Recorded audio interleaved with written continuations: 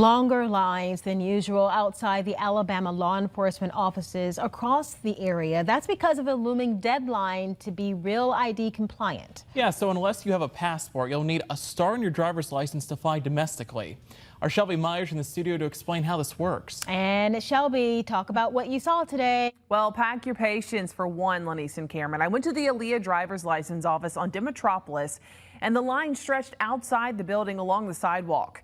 And just a reminder for you, only ALEA locations are issuing star IDs.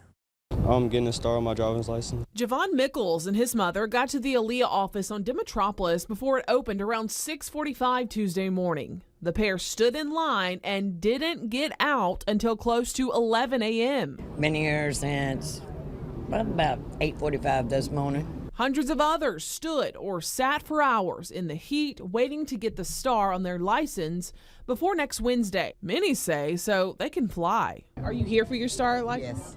Why is that important for you to get it? So, because I travel. I go to Missouri on the plane. A star ID is optional, but after May 7th, unless you have a passport, you won't be able to fly domestically, enter federal buildings, military bases, or nuclear power plants. The Real ID Act, passed by Congress in 2005, was created as a safety measure in response to the September 11th terrorist attacks. COVID and other reasons delayed the enactment, but now there's a hard deadline that has people flocking to get it done. We've been here for about 2 hours. Yes. Still got a little ways to go.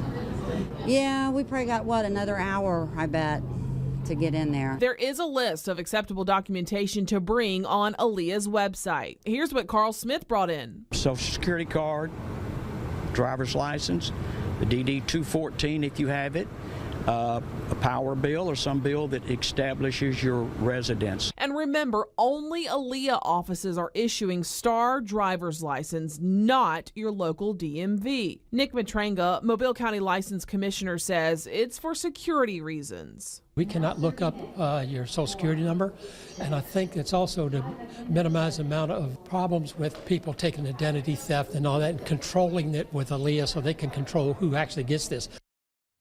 Yeah, a lot of people I spoke to out there were hoping other places would be open so they could get that star ID. But again, it's only ALEA locations, and you just heard why.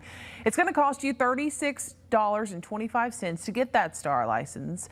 You don't have to wait in line to get one. You can make an appointment online, but just a warning, appointments right now have been pushed out until June, and that's after next week's deadline. In the studio tonight, Shelby Myers, Fox 10 News.